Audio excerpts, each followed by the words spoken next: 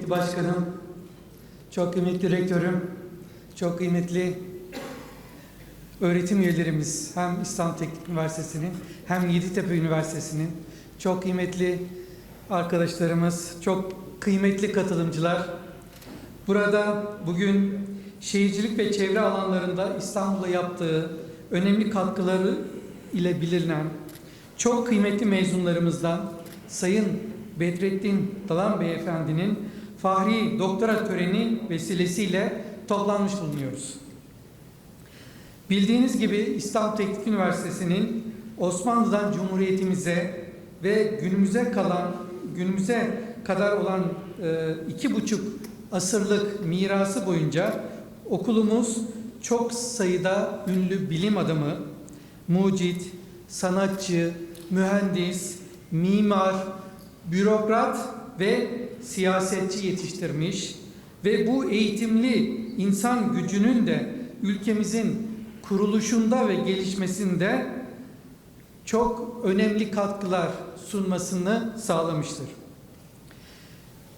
İstanbul Teknik Üniversiteliler edindikleri tecrübeyi, sahip oldukları bilgi birikimini ülke ve insanlık için katma değere dönüştürme gayreti içerisinde olmuşlardır hep. Teknik Üniversite ailesi mezunlarıyla olsun, akademik ve idari personeliyle olsun her zaman bu bakış açısına sahip olmuştur ve bu aynı zamanda İstanbul Teknik Üniversitesi'nin 250 yıllık hiç değişmeyen bir misyonu olmuştur. Değerli misafirler, bugün malumunuz mezunumuz ve eski İstanbul Büyükşehir Belediye Başkanımız Sayın Bedrettin Dalan'a Fahri Doktorasını takdim etmek üzere bu töreni düzenliyoruz. Her şeyden önce Fahri Doktora toplantımızın vesilesi olan kıymetli mezunumuzdan ve çalışmalarından çok kısaca bahsetmek istiyorum. Kendisi İstanbul Teknik Üniversitesi'nden 1965 yılında elektrik mühendisi olarak mezun olmuştur ve iş hayatına da TCD'de ilk olarak başlamıştır ve sonrasında da özel sektöre geçmiştir.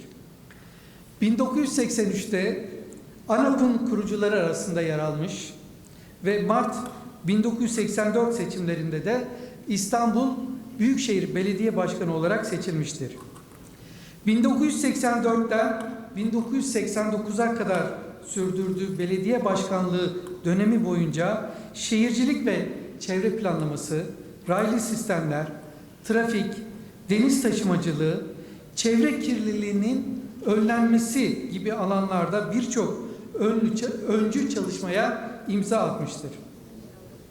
Bu yaptığı çalışmalardan bir kısmını burada kısaca bahsetmek istiyorum. İstanbul'un kanalizasyon sistemi başta olmak üzere altyapı çalışmalarına birçoğuna bu dönemde başlanmış, bir kısmı da hızlandırılmıştır. İstanbul'da ilk metro hattının temeli M1 metrosu yine başkanımız döneminde atılmıştır ve raylı sistemlerin işletme, bakım ve onarımdan sorumlu İstanbul Ulaşım AŞ'yi şimdiki adıyla Metro İstanbul başkanımız döneminde kurulmuştur. Haliç ve Marmara Denizi'nin temizlenmesi çalışmaları da yine bu dönemde başlamıştır. İstanbul'da ulaşımda deniz yolunu daha etkili kullanmak adına İDO'yu kurmuştur ve kent ulaşımına kazandırmıştır. Ankara-İstanbul Demiryolu hattının ilk sinyalizasyon saha montajı da yine başkanımız döneminde yapılmıştır. İstanbul'da ilk trafik kontrol sistemi de bu dönemde kurulmuştur. Üsküdar sahili imara açılmıştır ve bugünkü halini almıştır. Tabii saymakla bitirilemeyecek birçok daha çalışmaya kendisi döneminde imza atılmıştır. Bu süreçte Sayın Dalan, Dünya Yerel Yönetimler Birliği Başkan Yardımcılığı, İslam Ülkeleri Başkentler ve Şehirler Teşkilatı ve Dünya Metropoller Birliği Başkanlığı görevlerinde de bulunmuştur. Ayrıca 1987'de Birleşmiş Milletler Çevre Programı'nın küresel 500 Onur Lisesi'ne alınmış. Kendisi az önce buraya gelmeden önce bahsetti. Dünya Çevre Ödülü de kendisine yine bu dönemde takdim edilmiştir. Sayın Bedrettin Dalan aynı zamanda çeşitli kuruluşlarda yöneticilik ve yönetim kurulu üyeliği de yapmıştır. Belki bizim bilmediğimiz birçok yönü bulunmaktadır. Kendisi Marmara Üniversitesi Güzel Sanatlar Fakültesi'nde öğretim üyesi olarak görev almıştır. 1985'te kurmuş olduğu İstek Vakfı'nın da genel başkanı olarak görevini sürdürmektedir. Vakıf çok sayıda anaokulu, ilköğretim, lise kurarak eğitim alanında çok büyük çalışmalar gerçekleştirmiştir. Yine bu vakfın kurduğu Yeditepe Üniversitesi 1996 yılında eğitime başlamıştır. Bugün Sayın Dalan hala İstek Vakfı ve Yeditepe Üniversitesi'nin onursal başkanlığını sürdürmektedir. Kıymetli misafirler, değerli türler, üniversitemiz senatosu tarafından 1 Haziran 2023 tarihli üniversitemiz senatosu tarafından alınan karar neticesinde ülkemizde raylı sistemler, trafik, deniz taşımacılığı, çevre kirliliğinin önlenmesi, şehircilik ve eğitim gibi alanlarda yaptığı öncü ve nitelikli çalışmalar nedeniyle Sayın Bedrettin Dalan'a Fahri Doktora diploması sunmaktan gurur duyuyoruz.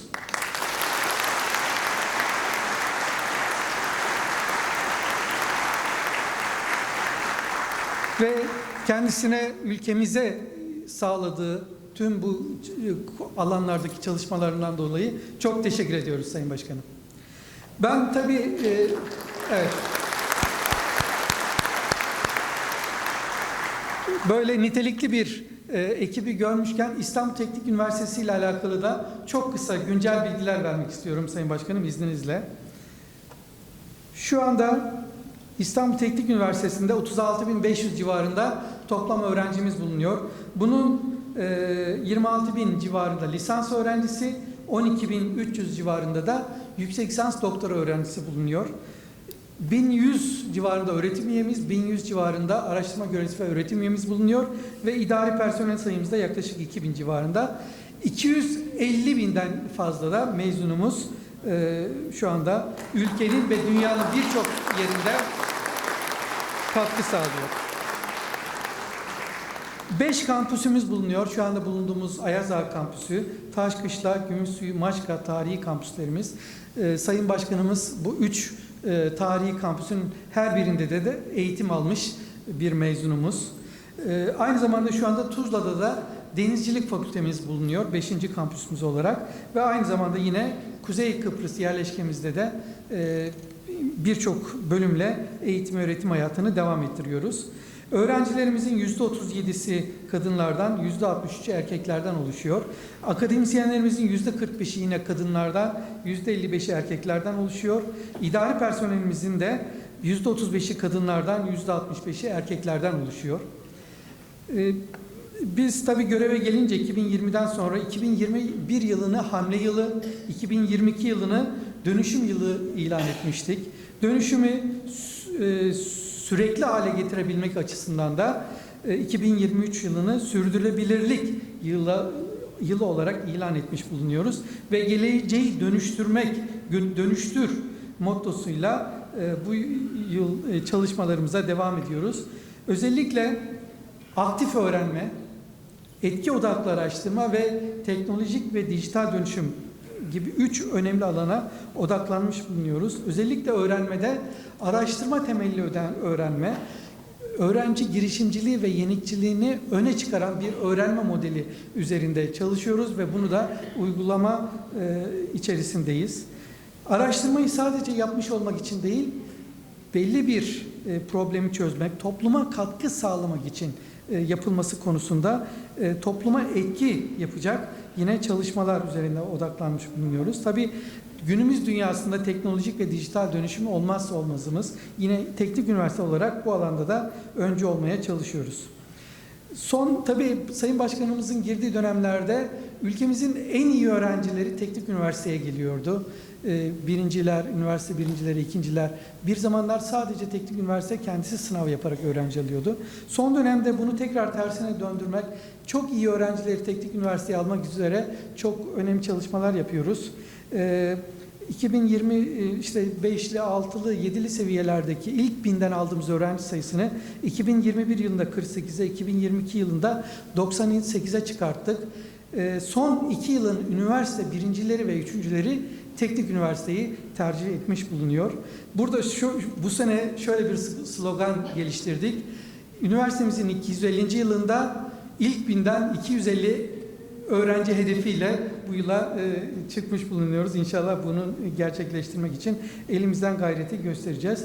Öğrencilerimize tabii çok ciddi miktarda önemli katkılar sağlıyoruz.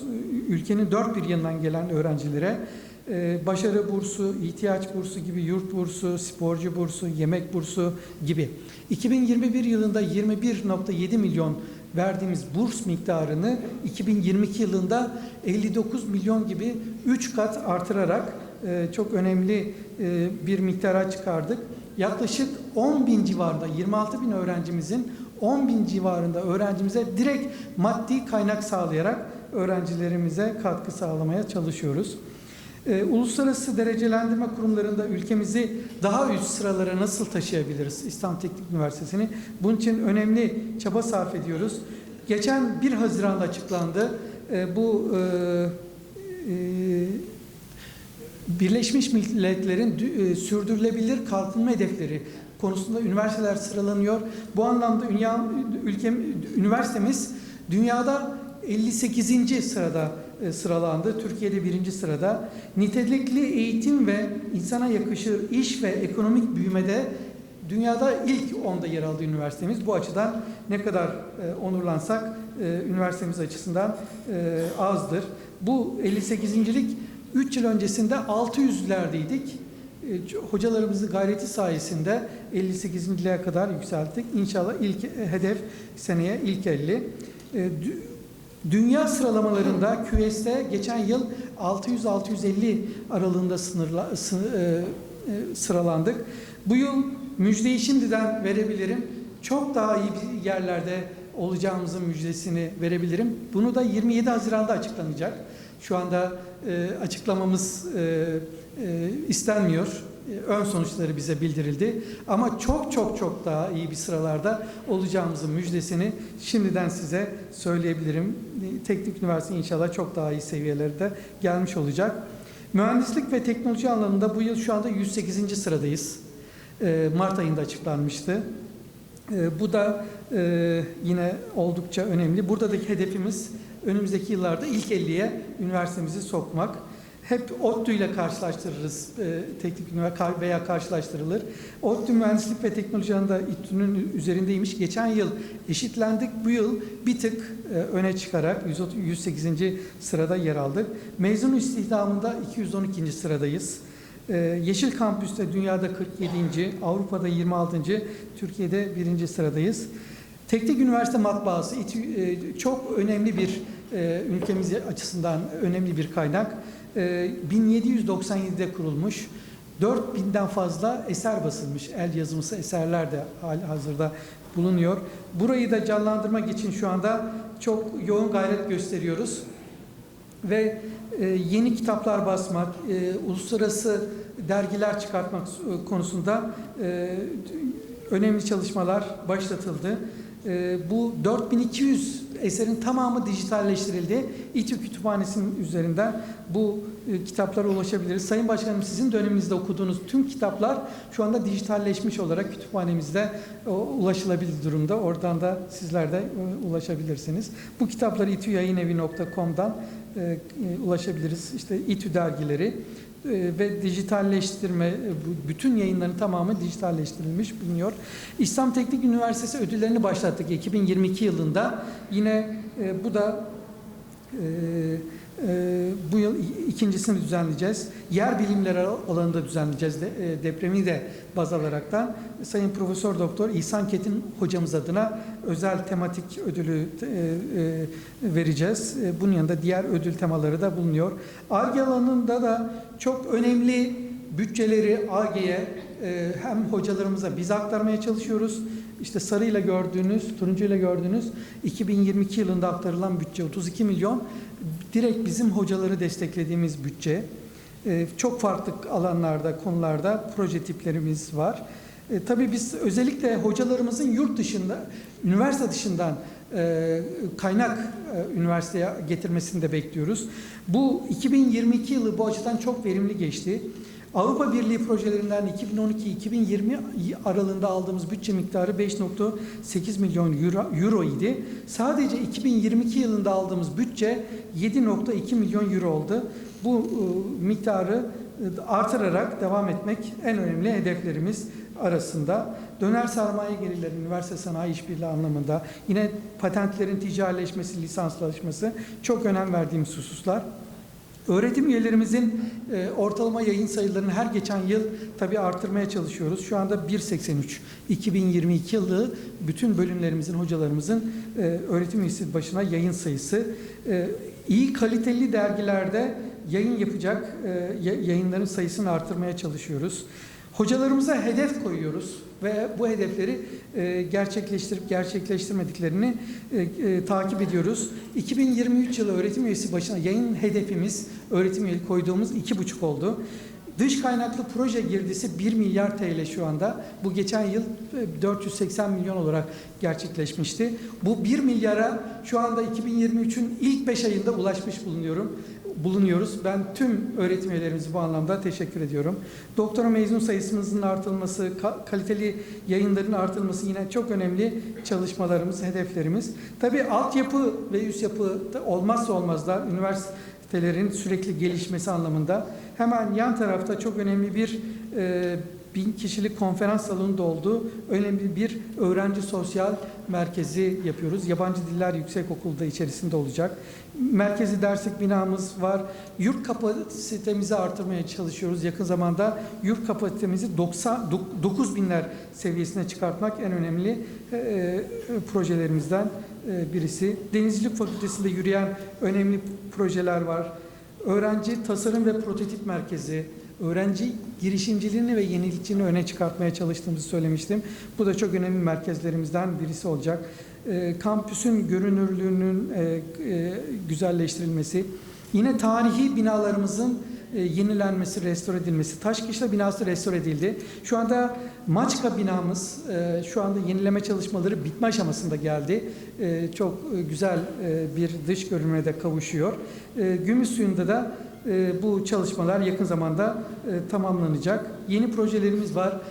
Kütüphaneyi yeni 20.000 metrekare ilave mekan oluşturmak, yeni lojman yapmak gibi, konuk evi gibi önemli projelerimiz var. Öğrencilere yönelik ders dışı aktivitelerini kredilendirdiğimiz mikro kredi dönemini şu anda başlatmış bulunuyoruz. Bir diğer önemli projemiz de 1972 yılına kadar Teknik Üniversite yüksek mühendis olarak mezun veriyordu, 5 yıllık.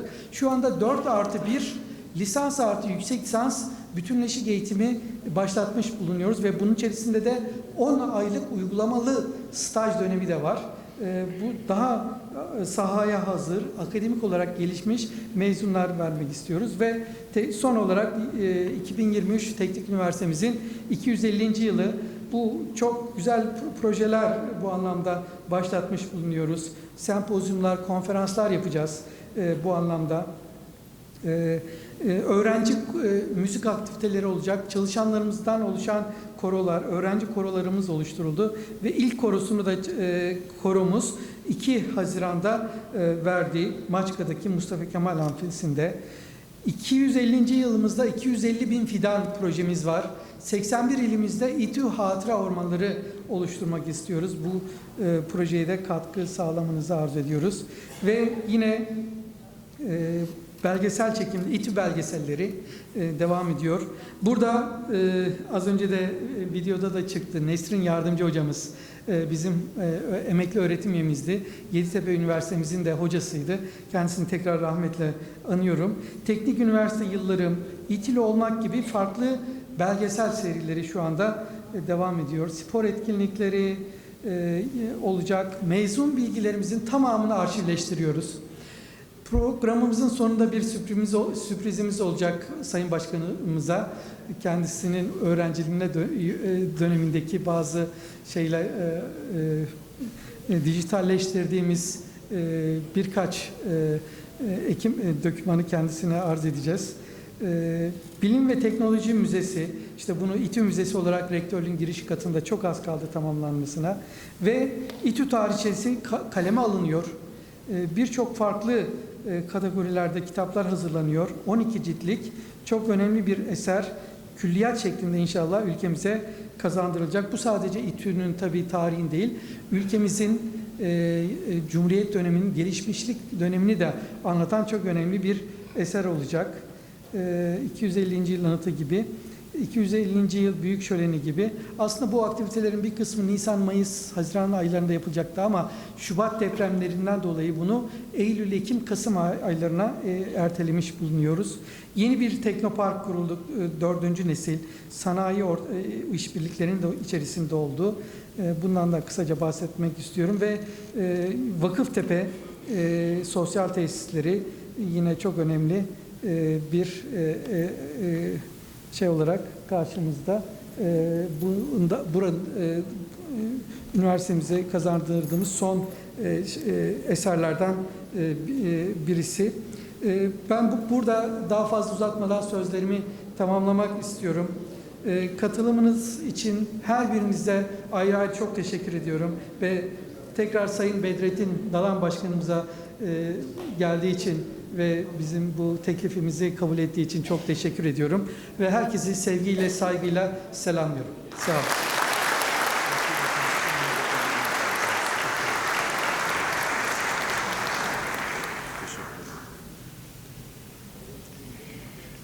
Sayın Bedrettin Dalan'ı sahneye davet ediyoruz.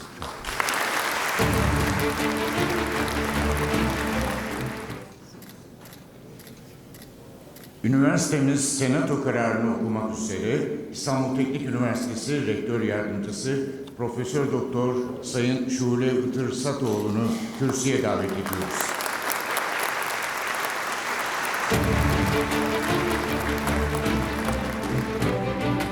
İstanbul Teknik Üniversitesi'nin Fahri Doktor unvanı verilmesine ilişkin senato esaslarının 2. maddesinin A, B, C, D ve F fıkraları uyarınca üniversitemiz Elektrik Elektronik Fakültesi Bedrettin Dalan'a ülkemizde raylı sistemler, trafik, deniz taşımacılığı, çevre kirliliğinin önlenmesi, şehircilik ve eğitim gibi alanlarda yaptığı öncü ve nitelikli çalışmalar nedeniyle 1 Haziran 2023 tarih ve 835 sayılı toplantısında Fahri Doktor unvanı verilmesinin uygun olduğuna karar verilmiştir. Arz ederim.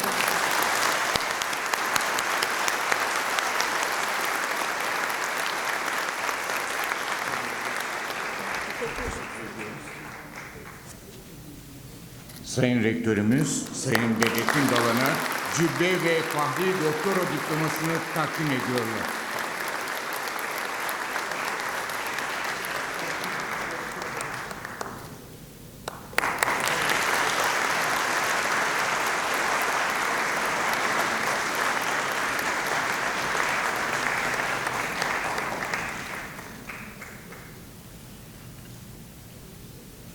Rektör hocamıza çok çok teşekkür ediyoruz.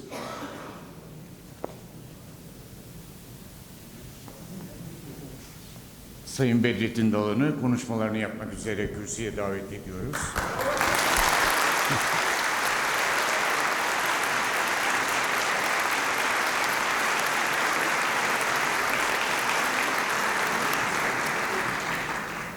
Çok teşekkür ediyorum. Öncelikle Sayın Rektörümüz mezun olduğum okulun gerçekten vefalı ve iyi bir bilim adamı olan Sayın Rektörümüze çok teşekkür ediyorum. Kendisi önerdi zannediyorum. Okulumun senatosuna da çok teşekkür ediyorum. Beni bu ödüle layık gördükleri için. Emin olun dünyanın her yerinden en az 7-8 tane doktor aldım. Amerika'dan profesörlük fahri unvanı aldım. Vatandaşlık unvanı aldım. Devlet madalyaları aldım. Dünyanın her yerinde. Türkiye'den 2 defa yılın çevre ödülünü aldım. Dünyadan aldım. Ama hiçbirisi bunun kadar beni etkilemedi.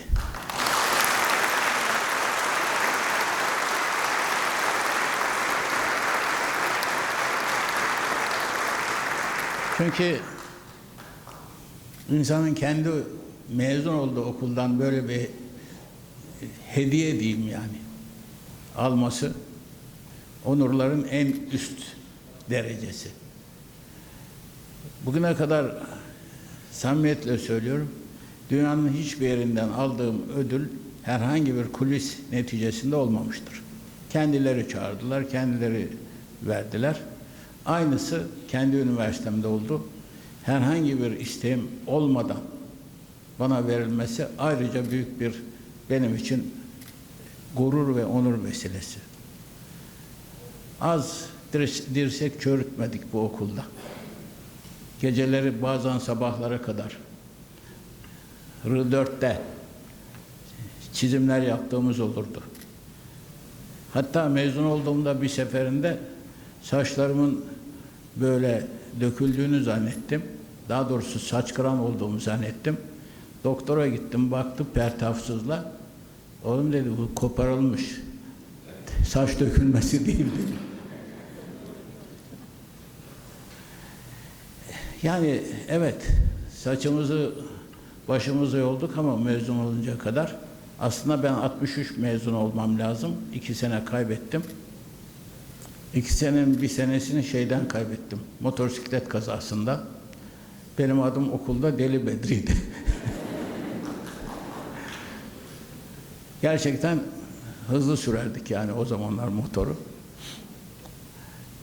Tabii kazadan dolayı şok amnezi geçirdik. Tıpçılar bilir. 3 ay kadar da hafızamı kaybettim. Sonraya geldi hafızam yerine. Üniversiteyi de son sınıfta öyle okuduk, bitirdik. Hocalarımızdan bir tanesi çok sert bir insandı. Döve döve düşünmeyi öğretirdi.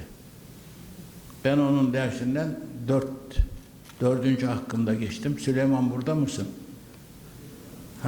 Süleyman da çok iyi bilir. Defter, kitap açık yapmaya başladı. İmtihan yapmaya başladı. Hepimiz döküldük. Hepimiz ezberciyiz. Ama onun sorduğu sorudan geçmen için mutlaka ve mutlaka o triki bulman lazım.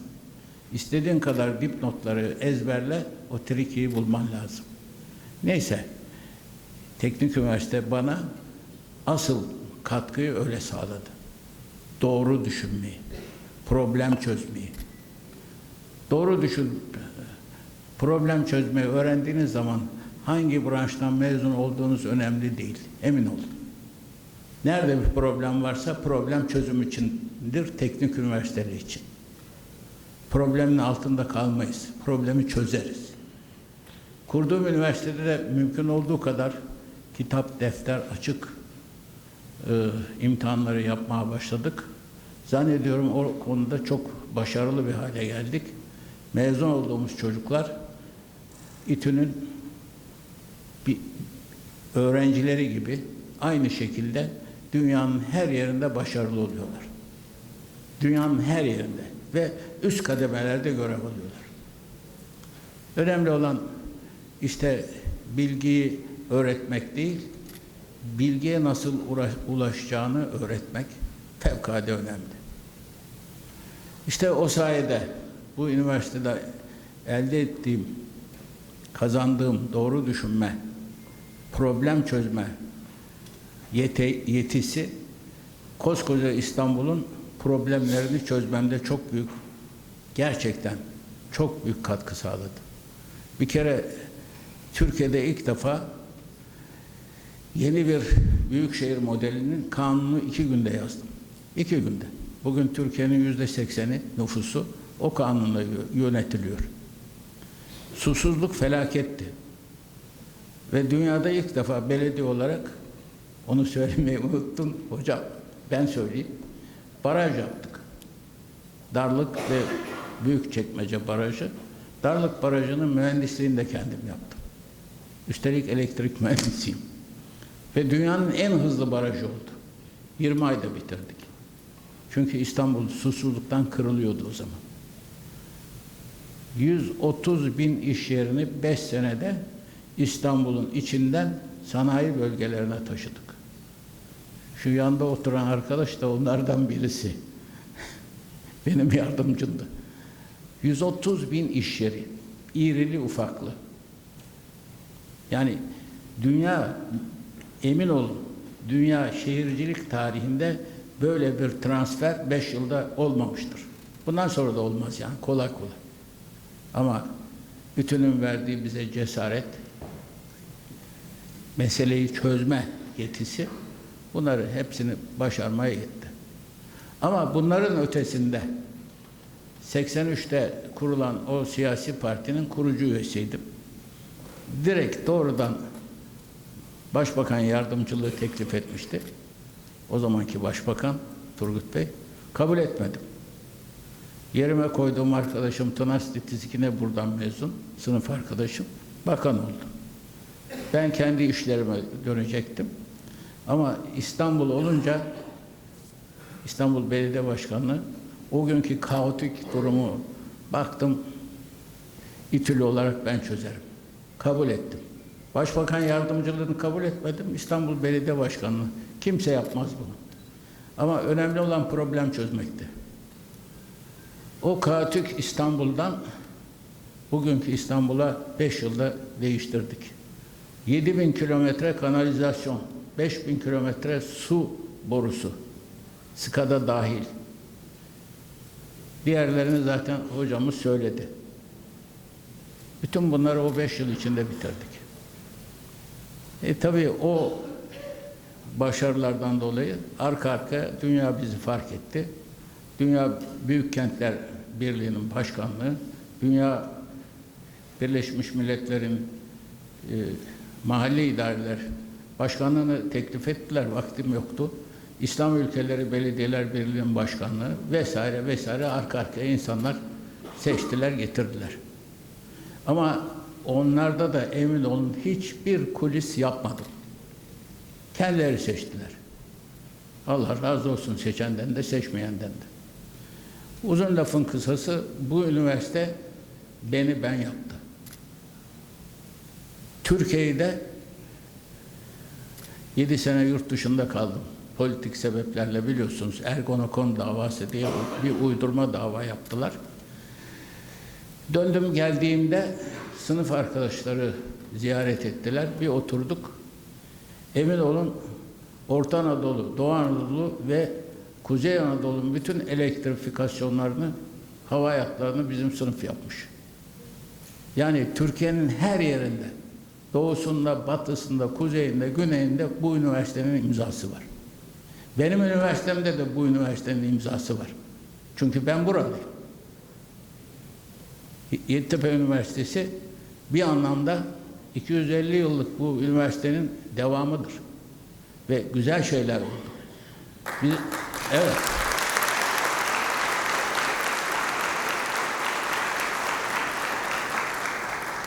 Bizim üniversitenin hocaların çoğu da zaten buradan geldi.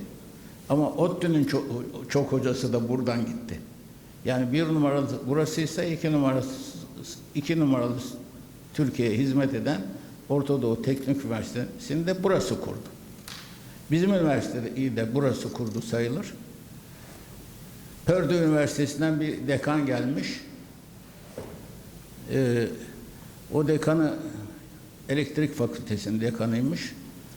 Bizim elektrik bölümünü kuran da rahmetli Cevdet Acar'dır. Buradan rahmetle yad ediyorum. Dedi Purdue Üniversitesi'nden bir arkadaş geldi. Dekan. Öğlen yemeğini yiyelim beraber. Yiyelim Cevdet dedim. Oturduk. Adam dedi ki sizin bölümü kıskandım. Dedim ya sen Purdue Üniversitesi'nin Amerika'nın ilk 50'si içindesin. Yok dedi, sizin burası bizimkinden daha ileride. Ya Cevdet doğru mu söylüyor dedim. Vallahi bilmem öyle söylüyor dedi. Gittim baktım hakikaten de Allah rahmet eylesin. Mükemmel bir bölüm kurmuş. Her şeyle, altyapısı, üst yapısı, hocasıyla. Hocaların çoğu da tabii İTÜ'den. Arı rozetli. Belediye başkanı oldum. İlk şeyde konuşmamı yapıyorum mecliste. Böyle bir salonda. Dedim ki bugün ANAP'ın şeyi de, amblemi de, rozeti de arıydı. Bu arı rozetini çıkarıyorum. Ama mutluyum ki üniversitemin rozetini takıyorum, o da arı dedim. Şimdi rozet söyleyecektim. Evet.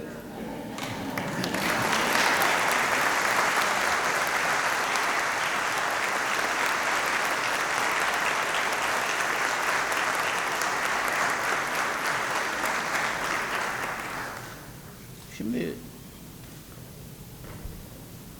üniversiteyi ne kadar anlatsam yaptığıyla ettiğiyle belli bu üniversitenin. Ama en hoşuma giden olaylardan birisini de anlatayım. Almanya staja gitmiştim. Genel müdürün dedesi Çanakkale'de savaşmış. Doktor mühendis bir arkadaş. O 50 yaşında, ben de o zaman 20 yaşındayım, 21 yaşındayım. Baktı güzel Almanca konuşuyorum. Gözler mavi. İnanmadı. Sen Türk değilsin. Ya annen yahut da baban Almandır senin dedi bana. Yok dedim. Türkoğlu Türk'üm. O da elektrik doktoralısı bir mühendis. Bana bir iki tane matematik sorusu sordu. O sene de 2'den 3'e geçmiştim. Yani hazır, kuvvet biliyorum. Arkadaşlar mühendislerin çoğu bilir. Laplace'tan sordu. Hemen yaptım.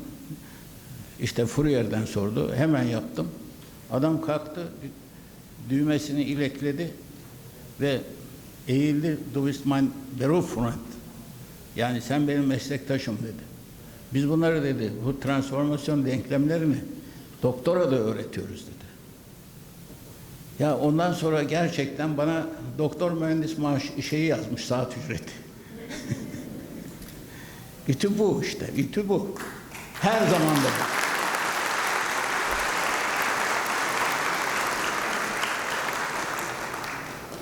Şimdi biraz evvel 3 tane şarkı dinledik. Hepsi de İstanbul'a ait. Son ikisi, ben çocukken rahmetli babamın bir gramofonu vardı. O gramofona her iki şarkıyı da aldım. Ben 10 yaşındayım. Hep bu oyuna döndürüyorum, çalıyorum. İstanbul'a gerçekten aşık olmuşum farkında olmadan. Yani başbakan yardımcını kabul etmeyip de İstanbul'u kabul etmemin esas sebeplerinden birisi o iki şarkı yaktı beni.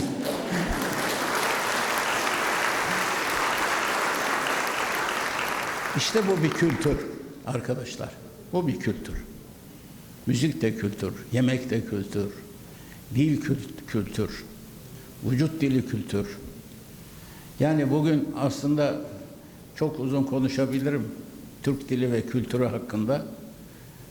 Bir yarım saat müsaadeniz varsa konuşayım. Müsaade ediyorsanız. Hatta bir oylayalım, konuşayım mı yarım saat diye. Konuş diyenler parmak kaldırsın. Konuşma diyenler oy verilerek kabul edilmiştir. Ne olsa eski siyasetçilik var. Oylama yapıyoruz. Şimdi tarihin ilk destanı hangi destandır bilen varsa söylesin. Gılgamış, evet. Gılgamış destanının girişinde şöyle söyler. İnsanlar zigurutla Tanrı'dan izin almadan göğe doğru gittiler. Tanrı çok kızdı. Onların dillerini bozdu. Dilleri bozulduğu için anlaşamadılar. Birbirlerini öldürdüler. Tanrı böylece onlara ceza vermiş oldu diyor. Bakın dünyanın ilk destanı dille ilgili ne kadar önemli bir şey yazıyor. Dil bir milletin varoluş sebebidir. Ama bu dili size söyleyeyim. Dünyanın ilk dili Türkçedir. Biliyor muydunuz bunu? Atatürk'ün tarih tezi Alman Max Planck Enstitüsü tarafından geçen yıl belgelendi. 300 bilim adamının Sosyal Bilimler Enstitüsü tarafından milattan önce 9000 yıl evvel konuşulduğunu tespit ettiler. Yani şu dilimiz yeryüzü tarihinin gerçekten Atatürk'ün iddia ettiği gibi bilimsel anlamda var olduğunu gösterdi. İlk dili. Türk dili o yüzden diller insan gibidir. Gelişir, evrimleşir, fazlalıklarını atar. Dolayısıyla Türk dili bu anlamda dünyanın en matematiksel ve en şiirsel, yani melodik dilidir. Dünya tarihinde hiçbir dilde Türkçe gibi melodik kavramları yok. Yani büyük ses uyumu, seslerin uyumu, işte ona melodi deniyor. Harmoni yahut. Büyük ses uyumu, küçük ses uyumu, sessiz harflerin benzeşmesi kuralı başka hiçbir dünyada müzikalite yönden kural yok. Hani biz öykünürüz, Fransızca çok güzel bir dil, müzikal değil. Hayır, dünyanın en müzikal dili Türkçedir. Ve Türkçeyi eğer doğru düzgün konuşun, elma diyen Türkçe değil, alma diyen Türkçe olarak konuşun, notasını rahatlıkla yazarsınız. Müzik doğrudan doğruya. Ve mühendisliği dünyada en yüksek olan dil yine Türkçedir. Bakınız, mühendislik ne? Aranızda mühendisler var. Fazla malzemeyle herkes bir sistem kurabilir. En az malzemeyle en iyi sistemi kuran insanın adı mühendistir. Öyle mi hocam? Türkçedeki okutturdum kelimesini hiçbir dille, bir kelimeyle yazamazsınız, söyleyemezsiniz. Bunu Farsça söylemeye kalkarsanız tam 14 kelimeyle söyleyebiliyorsunuz. Tam 14 kelime. 1200'lü yıllarda yaşamış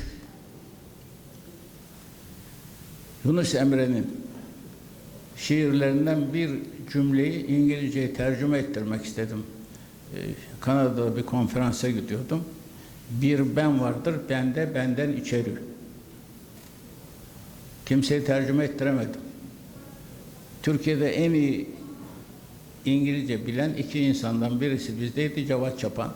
Öbürü de Talat Alman. İkisi de tercüme edemedi. Anlam veremiyorlar. Yani oturtamıyor anlamını. Bir ben vardır bende, benden içeri. 800 yıl evvel bir cümleyle bir kitap yazılacak, derinlikte olan dil bu. Bu dil. Türkçe. Evet.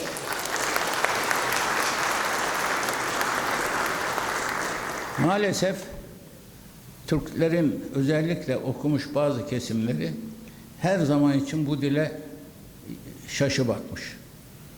Ve şaşı bakanlar da işte bir müddet sonra başkalaşmışlar. İmparatorluklar bu yüzden yıkılmış. Örnek vereyim, Çin'in ilk hanedanı, imparatorluğunu kuran Türkler. Wei hanedanıdır. Kurdukları imparatorluğun başkenti Hanbalık, yani bugünkü Pekin. Ama bugün artık Çin'de bir Türk kalmamış. Hepsi Çinileşmiş. Üstelik Çin'in de gelmiş geçmiş en büyük şairin adı Cem Bozen. Bakın şeye. O adam da Türk ama Çince yazmış. Dolayısıyla dil varoluş sebebi derken fazla iddialı konuşmadım. Ama bu ülkenin ve Türkiye'nin önemli insanları, hele hele çok iyi eğitilmiş insanları Türkçeyi böyle hala şaşı bakıyorlar Türkçe'ye. Şimdi ismini vermeyeyim burada. eski YÖK başkanlarından birisi. Dedim ki ya anayasamıza göre resmi dilimiz Türkçe. Yabancılar geliyor, onlara Türkçe öğretmemiz lazım. Üniversitelerimizde hadi Orta Doğu Teknik Üniversitesi, Bilkent vesaire işte bunlar İngilizce eğitim yapıyorlar. Ama bilime eğer katkı sağlamazsa veya bilim Türkçe'ye katkı sağlamazsa bir müddet sonra Türkçemiz fukaralaşır.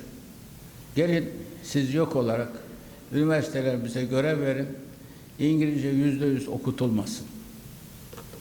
%30 İngilizce okutan her üniversite bir bilim dalını Türkçe olarak okutsun. Hem yabancılar Türkçe öğrensin hem de Türkçe yeni kelimeler kazansın. Bilimsel kelimeler.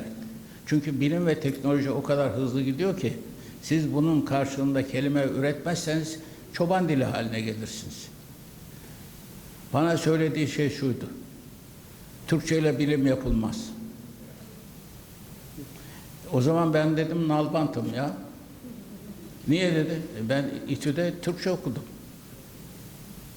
Demek ki ben mühendis falan olmadım yani.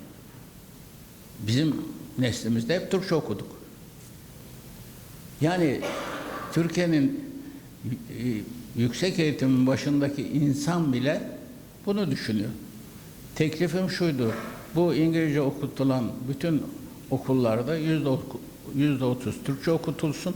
Ama birinin okuttuğunu öbürü okutmasın. Bunlar aynı zamanda Türkçe bilim ve teknik kelimeler yaratsınlar.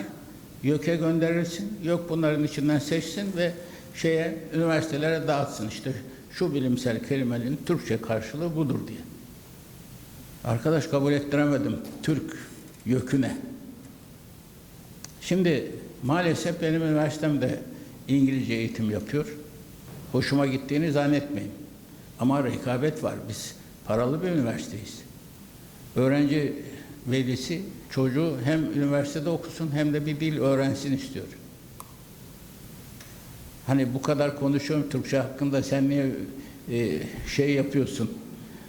İngilizce okutuyorsun diyen olabilir içinizde. Ama gerçek bu. Aslında yaptığımız işler anayasaya karşı. Anayasaya karşı.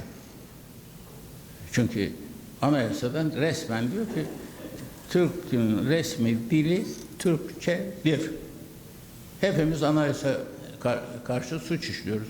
İngilizce yapan, eğitimini yapan. Ben karşı değilim, bir kısmı İngilizce olsun, tamam.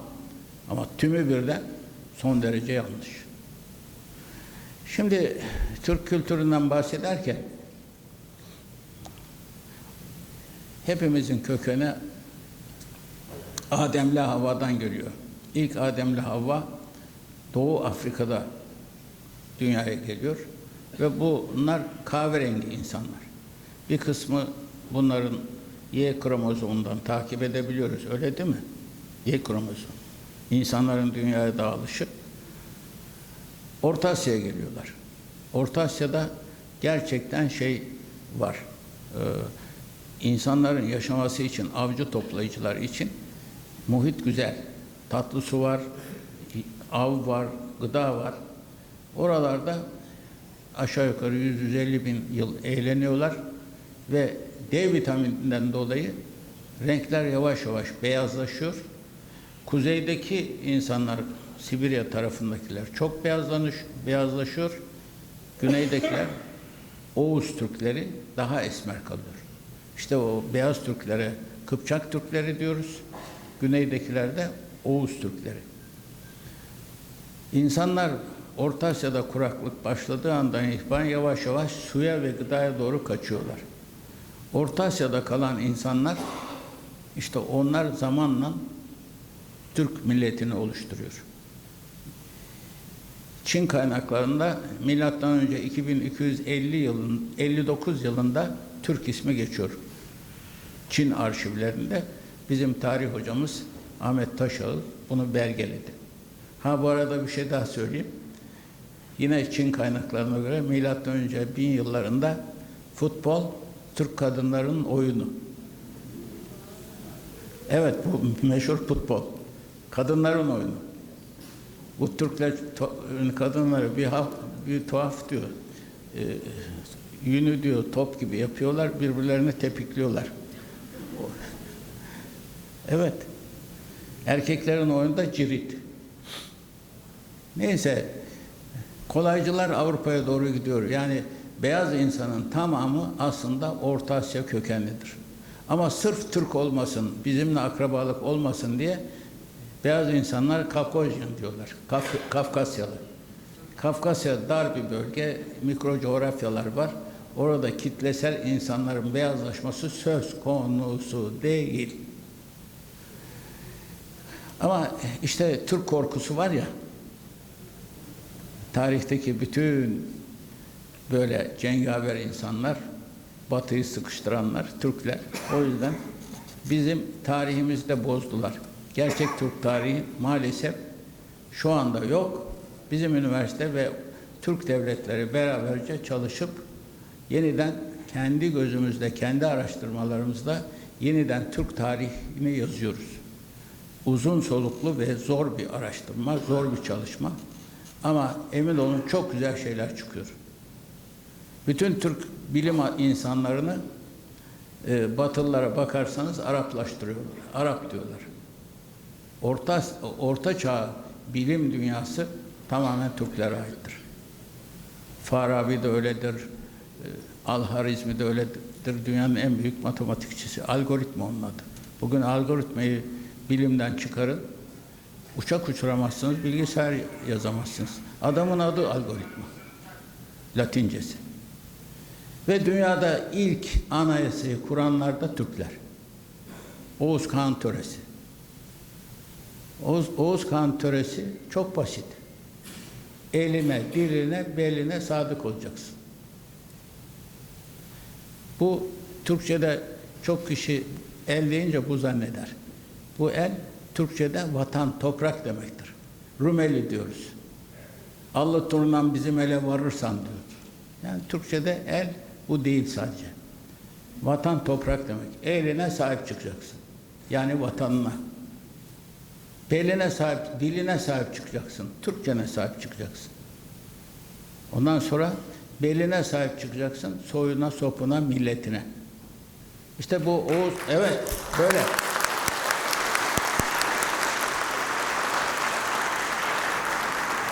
Bu gerçek bir anayasadır.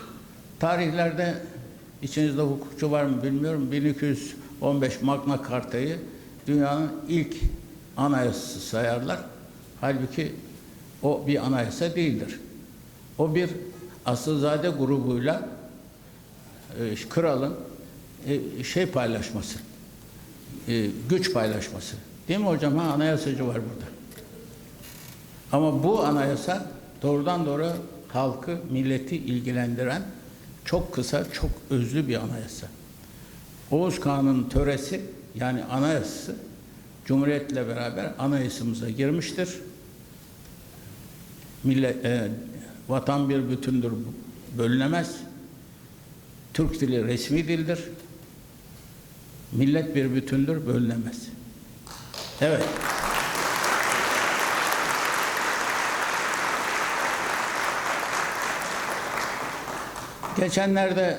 Geçenlerde derken yurt dışına daha gitmemiştik. Bir adamcağız geldi, gayet güzel Türkçe konuşuyor. O kadar güzel, Amerikalıyım ben dedim. Sen öyle güzel Türkçe konuşuyorsun ki dedim, Türksün sen dedim. Hayır efendim dedi. Ya Türksün sen kardeşim. Hayır efendim dedi. La oğlum Türksün sen dedim. Pasaportu çıkardı önüme koydu. John diye birisi. Amerikalı. İşte dedi, oğlum ben senin pasaportunu söylemedim. Senin vücudun Türkçe konuşuyor dedim. Ne gibi dedi. Amerikalı olsaydın, hayır böyle demezdin. Hayır, böyle yapacaktın. Ha dedi, efendim o anlamda evet dedi. Ben vücudum Türkçe konuşuyor.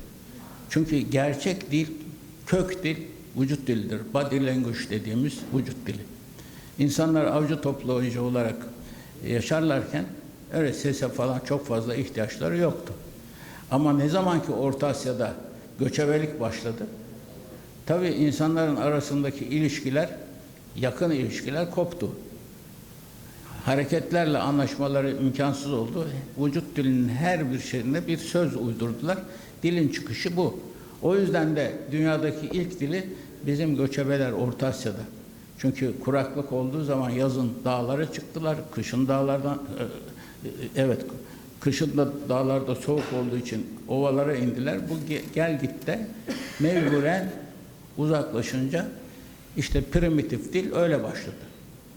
Vücut dili yerine ses dili gelişti. O yüzden Almanların işte araştırmaları bunu ortaya koydu. Yani dünyanın ilk dilini bizimkiler geliştirdiği gibi dünyada ilk defa demiri Ergonokon destanı dağa delip çıktılar değil mi? Onun için Ergonokon destanında demiri anlatılır. Ve Türkler o kadar demiri önce kullandılar ki çocukların ismini Timur, Temir veya Demir olarak dünyada çocuğun adına demir koyan başka bir millet yok. Sonra yabancılar da demiri öğrenince bizimkiler eğilmeyen demiri icat ettiler. Çeliğin karşılığı da Türkçe'de polattır. Yani demiri çeliği bulan milletiz geçmişimizde. Sonra hayvanları ehlileştirdiler. O uzak yerlere gitmek için atı, işte ineği, öküzü ehlileştirdiler. Onların yardımına şey yaptılar, ihtiyaç duydular.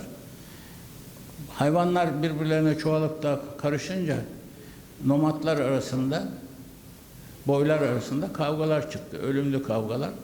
Bunu önlemek için demiri hayvanların sırtına tamgaları vurdular. O tamga daha sonra Sümerler'de ne oldu? Yazıya dönüştü. İnternete açın bakın. Yazının kökeni tamgalardır. Ve Türklerin geliştirdiği, yazı Türklerin geliştirdiği bir şeydir. Şimdi tarihçilere göre yazının bulunuşu medeniyetin başlangıcıdır derler. Veya demirin bulunuşu, işte demir çağı diye bir çağ var. Türklerin bulduğu bir şey. Hayvanları şey yapan, ehlileştiren yine Türkler. Bu arada tabii uzak mesafelere giderken hayvanları ehlileştirdiler. Bir de onu kolay taşımak için tekerlek ve arabayı icat ettiler. Tekerleğin buluşunu da sayarlar. Bunların hepsi işte bu insanoğlu yaşamı tehlikeye girip de yaşam mücadelesi verince ne yapacak? Kafayı çalıştırıyor mecburen. İşte dili de öyle konuşturuyor. Bu buluşları da ondan dolayı yapıyor. Yaşam savaşı. Zaten savaşlara bakarsanız bütün savaşlarda bütün icatlar çıkar. Onlar binlerce yıl yaşam savaşı vermişler. İşte dünya insanlık medeniyetinin kurucusu olmuşlar. Ama maalesef bize şunu empoze ettiler dışarıdan. Biz ya göçebe bir milletiz. Bizden adam mı olur? Evet, bunu diyen çok fazla entel dantel takımı var bu ülkede. Maalesef. Ama gerçekler o değil. Milattan önce 2000 yılında, 2250 yıllarda Pazirik diye bir yerde bir halı bulunmuş. Ben Türkiye'deki bütün halı fabrikalarının kurucu atasıyım yani bir anlamda. İlk Gümüşsuyu Halısanelerini kurmuştum. Halıcılığı çok iyi bilirim. Merak ettim. Ermitaj Müzesi'ne gittim. Ya yemin ediyorum öyle bir boya teknolojisi, öyle bir desen teknolojisi, öyle bir dokuma teknolojisi var ki bugünküyle birebir aynı. Yani milattan önce 2000 yılında o halıyı dokuyan Türk milletinin yani medeniyetin dışında o kalması mümkün mü? Medeniyet kurucu bir milletiz. Halı gibi yüksek üç boyutlu bir dokumadır. Bir teknolojiyi bizler 2000 yılların milattan ürettiğimiz zamanda Avrupa'da düz dokuma bilmiyorlardı. Düz dokuma. Ben bir gün Oscar diye Almanya'daki Yeşiller Partisi'nin kurucu üyesi vardı. Bizim üniversiteye gelmişti. Bunları anlattım. Dedi fazla anlatma ya dedi. Siz medeni yaşarken biz dedi maymun gibi ağaçlarda gıda topluyorduk dedi. Kendisi söyledi bana. Benim söylemek istediğim şey şu. Asla ve asla ırkçılık veyahut da narsistlik değil bu anlattıklarım. Ama Batı'nın Türklere karşı koyduğu, Türk kimliğine karşı koyduğu ambargoya karşı bir feveran bu anlattıklarım. Yoksa onu onlar da biliyor. Onlar da biliyorlar. Onlar medeniyete girmeden çok evvel medeniyet yaratıcısı Türklerdi. Yani medeniyet kültür dediğimiz zaman içine işte müzik de giriyor. Dünyada ilk müzik kitabını yazan Farabi'dir. Kitab-ı Musiki 9. asırda. Yine bizde çalışan bir mühendis diyorum hoca, benim bir manevi kızım sanatçıya, sen demiş Bizans musikisinin Türk musikisine etkisini biliyor musun diye sormuş. Hayır ben bilmiyorum. Benim bildiğim Bizans musikisine Türk musikisi etki etmiştir demiş. Sen ne kadar faşistsin demiş kıza. Profesör yani. Allah rahmet eylesin. Öldü. Ama bunu duydum. Ben ilişkimi kestim ondan. Başka bir yine Türkiye çapında meşhur bir hoca bizde çalışıyordu ama hakikaten çok meşhur yani kendi dalında. Kitap yazmış Türk kimliği diye. Bana da verme gafletinde bulundu. Bir okudum. Neredeyse Türk kimliği yok diyor. Çağırdım. Hoca sen bunu nerede yazdın dedim. Smithsonian Üniversitesi'nde dedi. Enstitüsünde Amerika'da. Ya Türk kimliği Amerika'da mı yazılır arkadaş dedim. Ne yapayım onlar burs verdi dedi. Evet. Yemin ediyorum Türk kimliği kitabını okuyun. İçinde Türk kimliği neredeyse yok. Bir başka hoca tutmuş. Hem de bizde dünyaca meşhur Türkolog kitaplar yazmış. O da bana kitabı getirdi. Baktım. Bütün dünyadaki Türk milletlerin hepsini dillerini yabancı dil olarak göstermiş. Türkçe ile alakası yok demiş. Gel bakalım hocaya dedim. Sen dedim dünyanın neresinde bir yabancı dili gittiğin gibi konuşabilirsin. Ben Bakü'ye gittim. Herkesle aynı anda konuştum. 3-5 kelime farkı var o kadar. Buna yabancı dil mi sen diyorsun? Evet dedim. Güle güle kardeş dedim. Kendimden söylüyorum yani. Ama neticede biz böyle yanlış yönlendirmiş insanlar gördüğümüzde barındırmıyoruz arkadaş. Barındırmam da. Bunun adı kafa-taşçılık falan değil. Kendi kültürüne, kimliğine sahip çıkma olayıdır. İşte bu kimliğin oluşmasında bilim ve teknoloji önemli. Dil önemli. Bilim ve teknolojinin biz üniversite olarak fevkalade dikkat ediyoruz. Allah nasip ederse 5-6 seneye kadar varmaz. Birkaç tane Nobel çıkar bizim üniversiteden. Ama burası çıkarmış olur. Gene tekrar söylüyorum. Bizim üniversite buranın devamıdır. Hatta bir anekdot anlatayım. Müsaaden var mı? Gazi Bey ile ilgili. Müsaade ettin mi? Bundan 20 sene kadar evvel bir akşam yemek yiyorduk. Gazi Yaşargil dünyaca meşhur bir biliyorsunuz beyin cerrahıdır.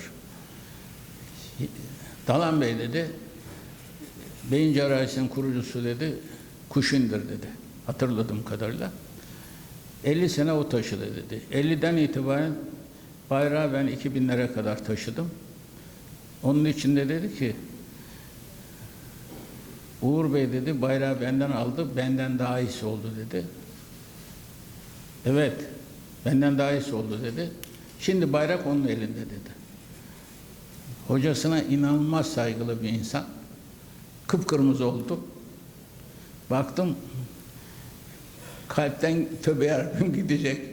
Olayı yumuşatayım dedim. Gerçekten de o. Hoca dedim, sen kendini geçtin. Niye dedi? Onu sen yaşattın. Sen yetiştirdin. Sen onda yaşıyorsun arkadaş dedim. Evet. Ondan sonra Uğur rahatladı. Olay tatlıya bağlandı. Şimdi evet.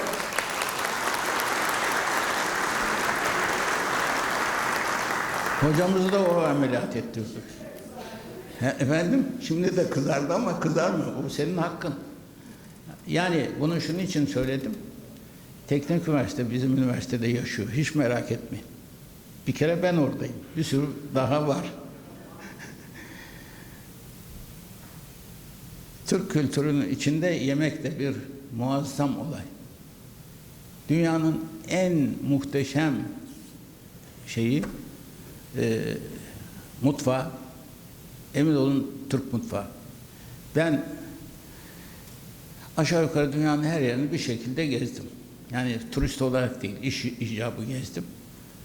İşte dünyada meşhur 2 tane şey var, 3 tane mutfak var. Birisi Fransız mutfağı, birisi Çin mutfağı.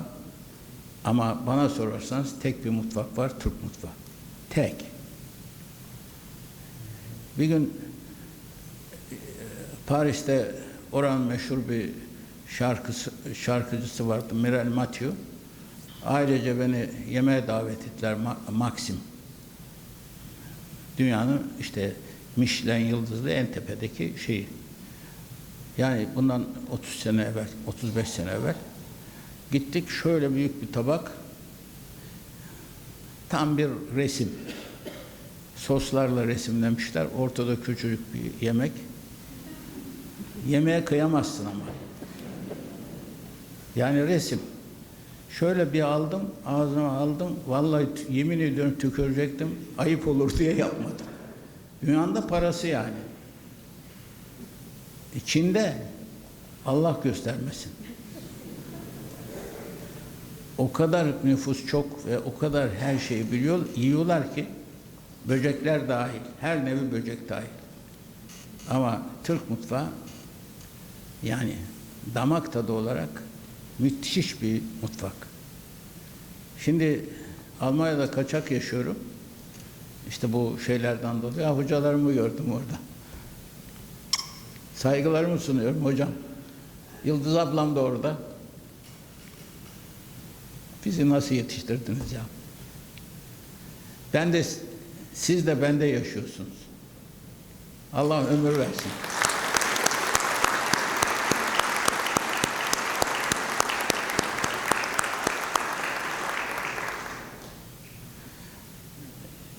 Bir gün Almanya'da işte İstanbul Restoran diye bir yere gittim. Girdim, yemek yiyeceğim, güveç ısmarladım. Güveç diye güveçle alakası olmayan bir şey getirdiler önüme. Havucu iri iri dönmüş yapmışlar. Üstüne de 1-2 tane et koymuşlar. Güveç diye geldi. Garson dedim, patronu çağır. Bu ne dedim? Güveç dedi. Bak bu güveci kafanda parçalarım dedim. Sen kim oluyorsun? Ne diye kızıyorsun? Efendim dedi. Dedim bu bir kültür. Sen hangi hakla Türk mutfağını Almanlara böyle olmayan bir şekilde tanıtıyorsun? Buna hakkın yok dedim. Al bunu götür, bir daha da kendine ait bir şey yemek ismi koy. Ama buna güveç ismi koyamazsın. İşte kültür dediğimiz şey, küfür bile bir kültür vallahi. Evet, Yunanlılar Türkçe küfrediyor biliyor musunuz? O bile küfür. Yani bir genetik akrabalık değil. Zaten Türkler genetik bir akraba değiller. Şimdi iddia gibi söylüyorum ama değiller. Çünkü benim gibi Türk de var, koyu esmer Türk de var. Ama ne var? Ortak kültürün insanları. İşte Kıpçaklar, efendim? Evet, o kültür ortak olduğu zaman orada karşılıklı evlilik de oluyor, karşılıklı anlaşma da oluyor. Kültür milliyetçiliği çok önemli. Yoksa bir genetik şeycilik, milliyetçilik insanı doğrudan doğruya Hitler'e götürür. İşte onların sonu da belli. Ben 1986 yılında belediye başkanı iken Türk şeyi kapanmıştı. Türkçülerin derneği kapalıydı. Ondan sonra beni açılışa çağırdılar. Açılışta gelenler de bu kadar, bundan büyük bir salondu. Atatürk Kültür Merkezi'nde. Dedim ki arkadaşlar, hepinize geçmiş olsun. Yarıdan fazlası hapiste çıkmış. Yani ırkçı Türkçülük yaptıkları için 86'da. Yani Türk olmak, anadan babadan Türk doğmak değil. Türklüğün kültürünün, biliminin, teknolojisinin kalkınması, yücelmesi için yapılan emektir. Emek vermektir. Ve orada gerekiyorsa ölmektir. Ama ve lakin borcumuz yaşamaktır. İçinizde hanginiz dedim, Asalı'yı telin etmek için kendini Taksim'de yakan rahmetli oldu. Ermeni vatandaşımızdan daha fazla Türk'üm diyebilirsiniz dedim. Tabii daha sonra onların elebaşılarından birisi, benim de çok yakınım. Ya dedi, hapisten çıkmış bu kadar güçlü Türkçülere sen bomba attın dedi, bomba. Bütün fikirleri değiştirdin dedi. Evet, mesela bizim üniversitemizde Avadis var değil mi? Ha, Avadis neredesin? Selam olsun Avadis. Benim için Türk'ten daha fazla Türk. Türk yemeğini benden iyi bilir, Türk kültürünü benden iyi bilir, Türk müziğine benden fazla hizmet eder, Türk dilini oturup çalışır. Avadis'i alkışlayalım.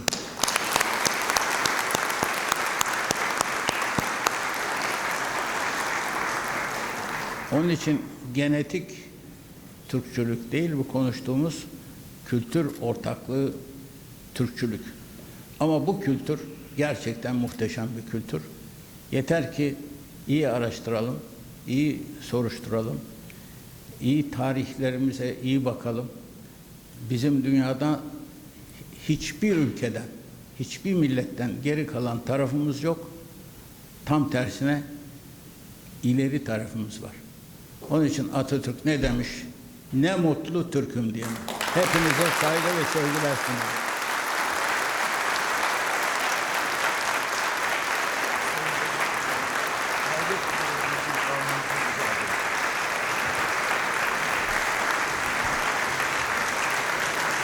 Değerli konuşmanız için çok çok teşekkür ediyoruz Sayın Bedrettin Dalan. Değerli konuklar, Yeditepe Üniversitesi Rektörü Profesör Doktor Sayın Canan Aykut Bingöl ve İstanbul Teknik Üniversitesi Rektörü Profesör Doktor Sayın İsmail Oyuncu'yu sahneye davet ediyoruz.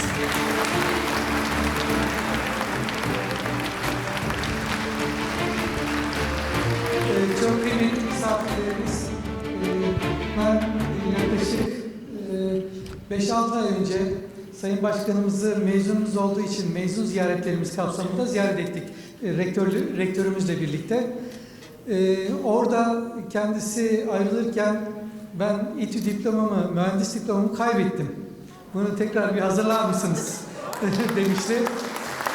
Ben de tabii hazırlarız ama üniversitemize gelirsiniz, bize güzel bir seminer verirsiniz, sonrasında onu size takdim edebiliriz demiştim. Sağ olsun o semineri gerçekleştirdi. Tabii bu Fahri Doktora da çok daha ayrı bir önemi oldu bizim için.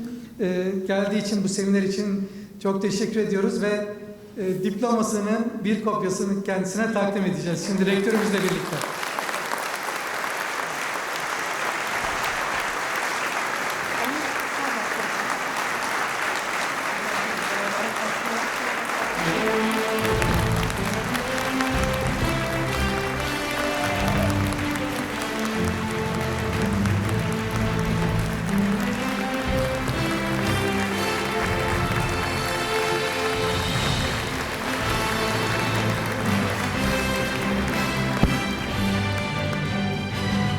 Sayın Başkanım, arka tarafa bakarsanız belki sizin için çok güzel anlamı olan bazı bizim arşivlerimizde belgeler bulduk. Birincisi, sizin İstanbul Büyükşehir Belediyesi'ne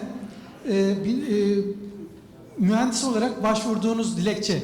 Bizim fakülte sekreterimiz yazmış. Ve sizin dilekçenin ekine bizim fakülteden yazı almışsınız. Mühendis olmaya hak kazanmıştır şeklinde. Bu yazıyla birlikte belediyeye mühendis başvurusu yapmışsınız. İkincisi sizin mezuniyetteki resminiz ortadaki. En sağda da sizin mühendislik yemin metniniz. Onu da evraklarımız arasında bulunca size onu da takdim edelim istedik. Onları da size takdim edeceğiz izniniz olursa. Vallahi ne mutlu bana, yeminime sadık oldum. Hiçbir yerde yeminimi bozmadım. Hatta şöyle bir şey söyleyeyim. Bir fabrikada bakım mühendisiydim. 1968. Bazı arkadaşlar bazı yanlışlar yaptılar. Beni suçladılar. O yanlışları ben yapmıyorum diye. Yaptıkları şey yanlıştı. Patron çağırdı beni. Ondan sonra sen dedi şey tutmuyormuşsun. Söz tutmuyormuşsun. Niye bunları yapmıyorsun? Dedim yani bu vesileyle söylüyorum. Patron da İTÜ mezunuydu, inşaat mühendisi. Dedim patron, bu arkadaşların bana yap dediği şeyler mühendisliğe aykırı. Ben bunu yapsaydım senin fabrikan en az 1 ay çalışmazdı. Şimdi dedim, gençlik tabii, kaç yaşındayım? 68, 27 yaşındayım. Vurdum elimi masaya. Sen de emir versen yapmam dedim. Benim yeminim var dedim. Vallahi yeminimi tuttum. Sayın Başkanım, ben izniniz olursa yemin metninizi okumak istiyorum. Bugün bana tevcih edilmiş olan elektrik mühendisliği unvanına daima layık olmaya, onun bana bahşettiği selahiyet ve mesuliyetle her zaman müdrik olarak hangi şartlar altında olursa olsun onları ancak iyiye kullanmaya, yurduma ve insanlığa faydalı olmaya, kendimi ve intisap etmiş olduğum mesleği maddi ve manevi sahada yükseltmeye çalışacağıma namus ve şerefim üzerine yemin ederim. Bedrettin Dalar.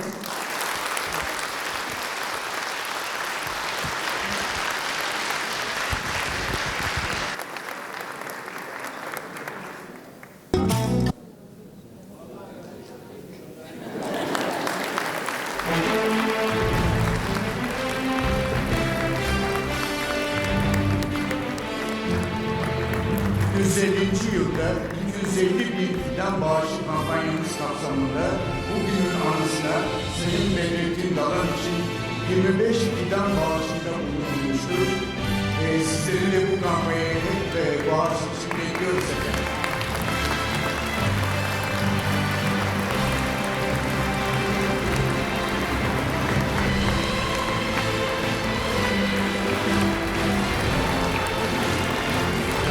Aile fotoğrafı için Sayın Dalan ailesini, Bilgitepe Üniversitesi Temelde Eğitim Başkanı Belediyesi'ni, Bilgitepe Üniversitesi Rektör Yardımcılarını, İstanbul Teknik Üniversitesi Rektör Yardımcılarını, hep üniversitenin genel sekreterlerini aile fotoğrafı için sahneye davet ediyoruz. Uğur Hocam, gel. Sayın dekanlarımız ve enstitü müdürlerini de sahneye davet ediyoruz. Hem Bilgitepe Üniversitesi hem de İstanbul Teknik Üniversitesi'nin sayın dekanlarını ve sayın enstitü müdürlerini aile fotoğrafı için sahneye davet ediyoruz. Teşekkür ederim.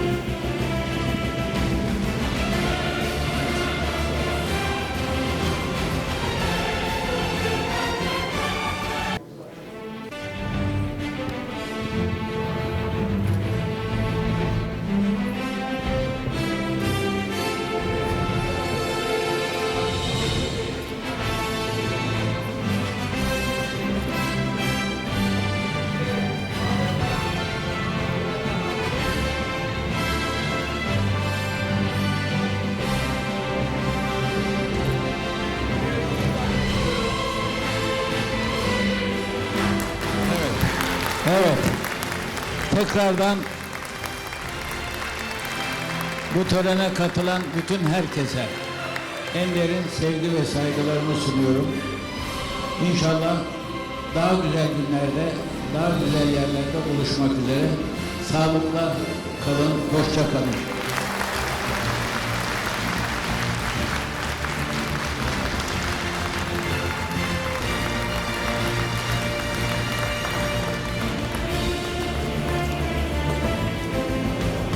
Sayın rektörler, değerli konuklar ve değerli öğretim üyeleri, programımıza katılımınızdan dolayı hepinize çok çok teşekkür ediyoruz. Sağ olunuz, var olunuz.